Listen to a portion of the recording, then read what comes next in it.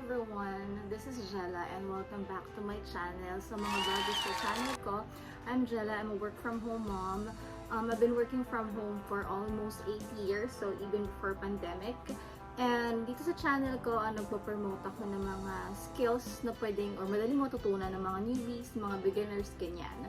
So again, welcome back to my channel. I apologize kung ngayon lang ako ulit nakapag-upload. I've been busy. So without further ado, for today's video, ang i-share ko na skill is sobrang okay niya for mga gusto mag-transition, especially sa mga taga-BPO or corporate.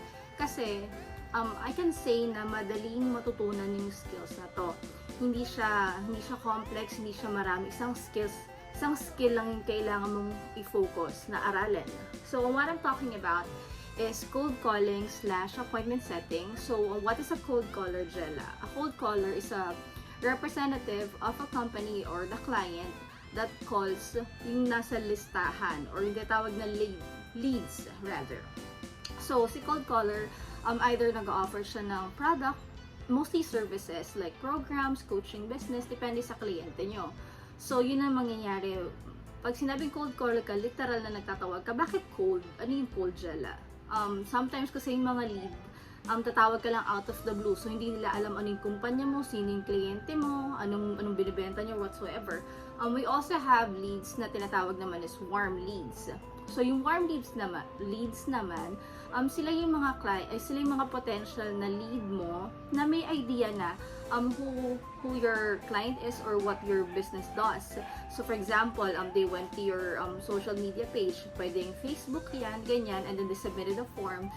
They already have an interest. Ayun. So, pag yun ang nangyari, mas madali yung magtawag. Kasi pag tumawag ka, hi, I'm Jella.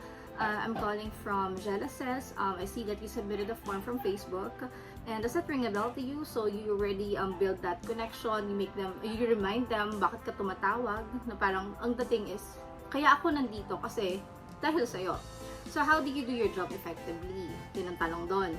So since sabihin nilang hirap naman magtawag, ganyan. Mahirap siya in a sense na syempre kailangan mong makapag-book. When you say book, kailangan makapag-set ng appointment. And then, medyo paulit-ulit lang din yung task. Yun lang naman na mahirap doon, na parang sarili mo yung kalaban mo.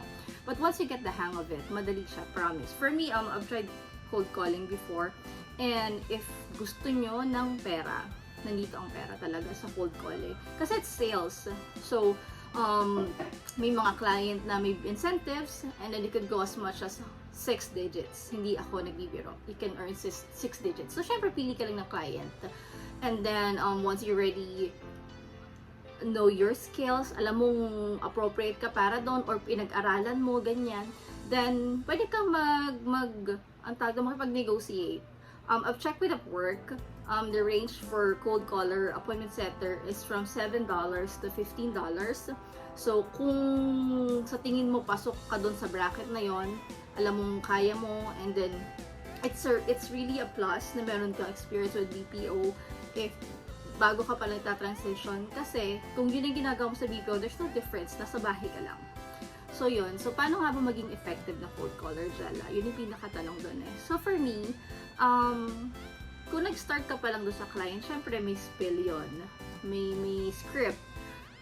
You memorize, or not really memorize, but you follow the script religiously. Pwede mo siyang i-print, lagay mo dyan, or lagay mo sa notepad, wordpad man yan, and then,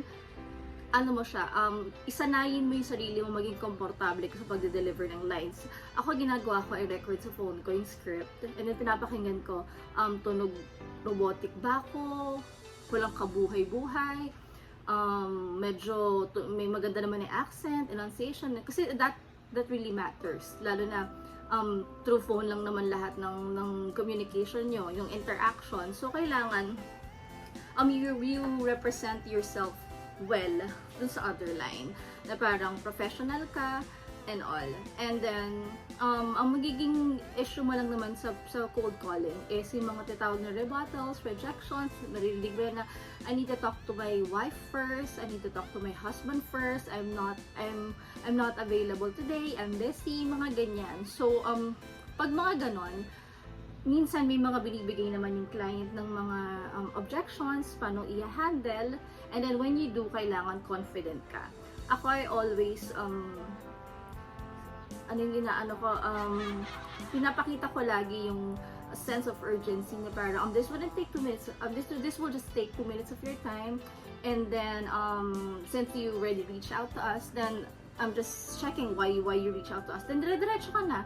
Yun lang naman lagi yung doon. Kailangan mabilis and then make sure na na-follow mo yung guidelines ng client, may requirements, hindi ka book ng book just for the sake na meron kang number for the day.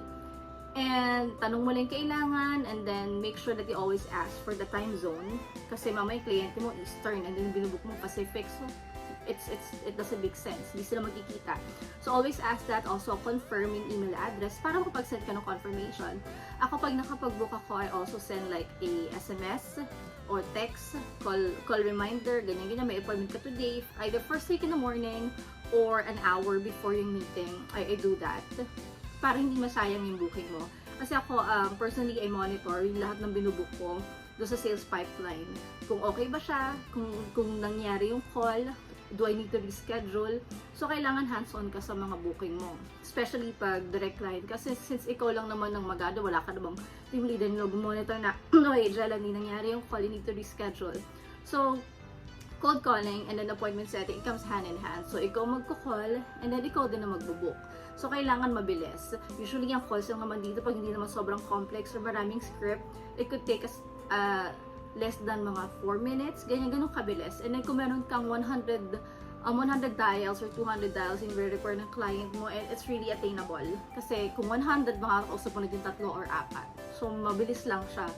And lalo na pag direct client ka, matapos mo na yung number of dials mo, and then meron ka ng lead, then you're good for the day. Kung di mo matapos na 4 hours, especially kung wala namang required na time tracker yung client mo, then that's very good. Kita ka na agad ng money, nagtrabaho ka lang ng 4 hours. So I highly suggest ang cold calling and appointment setting. Just do your due diligence. I also have a blog about appointment setting here in my channel. It's Gelasays, Gelasays. So do check it out. And again, cold calling, gustong-gusto ko siya kasi nandito yung pera, in demand siya, and then hindi siya sobrang maraming kailangang araling skills, katulad ni VA. Pagkatapos ng shift mo, tapos na. Hindi ka, wala kang mga pending tasks, ganyan-ganyan. Everyday lang, it's a numbers game. Kailangan mo lang mag-deliver. And yeah, it's very good. May pera and all, and madaling aralin. So, that's just all for today. This is just a quick video na naisip ko lang earlier since I haven't made a vlog for quite some time. So, it's cold calling, appointment setting. If you like, you can also comment down. You can comment dito sa channel ko, sa vlog na to, kung ano pang naiisip nyo na pwedeng itry.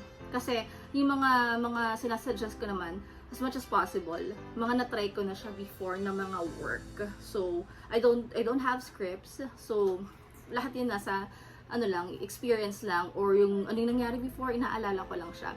And, I made sure na na-test ko nga na okay ba siya. Kasi from BPO, nag-transition ako, BPO, and then corporate, and then to freelancing. So yun, okay siya. The money is there. If you're trying to target 6 digits, then this is the job for you.